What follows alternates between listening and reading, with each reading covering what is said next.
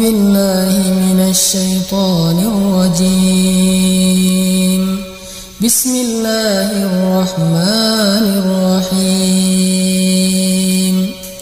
طه ما أنزلنا عليك القرآن لتشقى إلا تذكرة لمن يخشى تنزيلا ممن خلق الأرض والسماوات العلى. Toha, kami tidak menurunkan Al-Quran ini kepada engkau Muhammad agar engkau menjadi susah, melainkan sebagai peringatan bagi orang-orang yang takut kepada Allah, diturunkan dari Allah yang menciptakan bumi dan langit yang tinggi. Assalamualaikum warahmatullahi wabarakatuh. Teman-teman sekalian, malam ini adalah malam 17 Ramadan. Di Indonesia, kita biasa memperingatinya dengan peringatan Nuzulul Quran. Ada satu paragraf kecil yang tadi saya baca di awal surat Toha, bahwa Allah Subhanahu wa taala mengatakan, "Ma anzalna 'alaikal Qur'an litashqa." Allah tidak menurunkan Al-Qur'an ini untuk menyusahkan kita. Ini mirip dengan firman Allah di surat Al-Baqarah tentang paragraf puasa. Syahrul Ramadan alladzi unzila fihi al-Qur'an hudan lin-nas wa bayyinatin minal huda wal furqan. Di tengah-tengah ayat yang panjang itu Allah mengatakan, yuridullahu bikumul yusra wa la yuridu bikumul usra. Allah itu pengen memudahkan kalian, Allah nggak pengen menyusahkan kalian. Berkali-kali Allah tegaskan, Allah tidak menurunkan Al-Quran untuk menyusahkan kalian.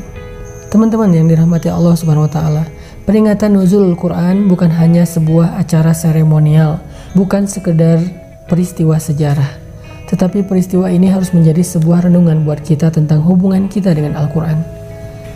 Apakah kita merasa bahwa Al-Quran itu hanyalah beban yang memberatkan hidup kita? Apakah kita merasa bahwa Al-Quran itu adalah kesusahan sehingga kita merasa berat untuk mempelajarinya? Padahal Allah Subhanahu wa taala mengatakan, kami tidak turunkan Al-Quran untuk menyusahkan engkau. Kami tidak turunkan Al-Quran untuk membebani engkau. Tetapi Allah katakan Al-Quran adalah rahmah, adalah anugerah dari Allah. Al-Quran adalah hadiah dari Allah. Al-Quran adalah obat dari Allah. Sehingga dengan peristiwa Nuzulul Quran ini, saya pengen mengajak teman-teman semuanya mengubah mindset dan perasaan kita tentang Al-Quran. Bisa nggak kita jadikan Al-Quran sebagai obat? Bukan obat fisik, tetapi obat hati. Bukankah semua kita pernah merasa punya penyakit hati?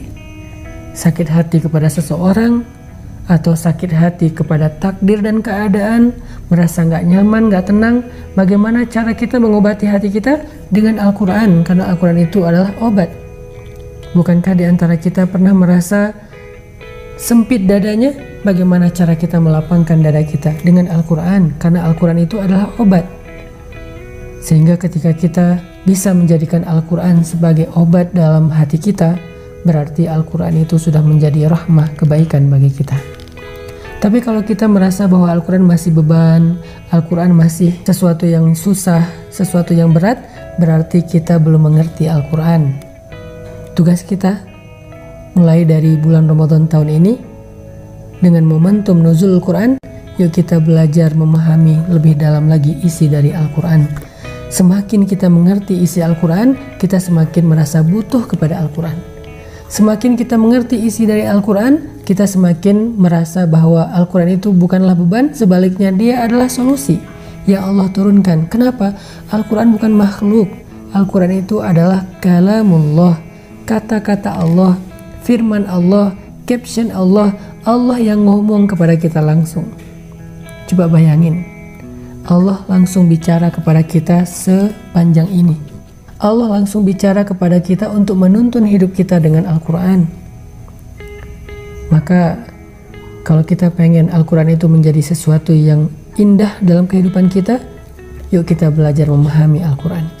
Kalau kita pengen menjadikan Al-Quran itu sebagai petunjuk hidup kita, jangan hanya membacanya, tapi pelajari maknanya semampu kita. La yukallifullahu nafsan illa wus'aha. Bertanya, fas'alu ahla dzikri in kuntum la ta'lamun. Nanya kepada ulama jika kita nggak ngerti.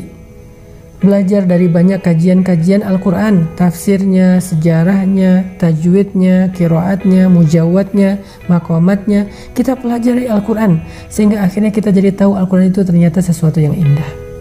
Dulu ada sahabat Nabi yang kalau dia sakit, dia membaca Al-Quran, maka dia merasa lebih nyaman. Dia membaca Al-Quran, kemudian dia merasa sembuh. Bahkan hari ini kita bisa melihat banyak video yang viral tentang anak kecil di Suriah atau di Palestina yang ketika dia terluka karena perang, kemudian lukanya sedang dijahit oleh dokter tanpa ada obat bius, maka dia menahan rasa sakit itu dengan membaca Al-Quran. Kenapa ada orang yang mampu sampai sebegitu indahnya merasakan nikmat Al-Quran? Karena mereka mengerti Al-Quran. Kita ingin merasakan Al-Quran sebagai obat seperti itu, sebagai rahmah, sebagai kebaikan, sebagai sesuatu yang menyenangkan. Caranya belajar mentadaburi Al-Quran dari surat-surat yang paling sering kita baca, Al-Fatihah, Al-Ikhlas. Kenapa ada sahabat setiap sholat membaca Al-Ikhlas? Mungkin mirip dengan kita, tetapi alasannya berbeda. Kita membaca Al-Ikhlas karena Al-Ikhlas itu yang paling pendek dan ringan. Tetapi sahabat membaca Al-Ikhlas setiap rakaat sholatnya karena dia tahu arti dari surat Al-Ikhlas itu. Kenapa ada sahabat ketika membaca Al-Quran, lututnya gemetar, kemudian dia menangis sepanjang malam. Padahal dia termasuk orang yang paling ditakuti oleh musuh, Khalid bin Walid. Karena dia mengerti isi dari ayat yang dia baca. Kenapa ada orang ketika membaca Al-Quran tersungkur dan menangis? Karena mereka mengerti apa yang mereka baca. Wa idza tuliyat alaihim ayatul rahman kharru sujjadan wa bukiya. Kalau dibacakan kepada mereka ayat-ayat Allah yang Maha Rahman, mereka tersungkur, mereka sujud, mereka menangis sepanjang malam. Al-Quran adalah hadiah dari Allah. Al-Quran adalah obat dari Allah. Al-Quran adalah petunjuk karena Allah sayang kepada kita. Sehingga siapapun yang merasa Al-Quran sesuatu yang menyusahkan hidupnya, terasa berat di hatinya, maka yuk sama-sama kita pelajari isi kandungan Al-Quran dengan ikhlas karena Allah, maka Allah akan menuntun hati kita untuk menikmati dan mencintai Al-Quran dalam kehidupan kita. Barakallah.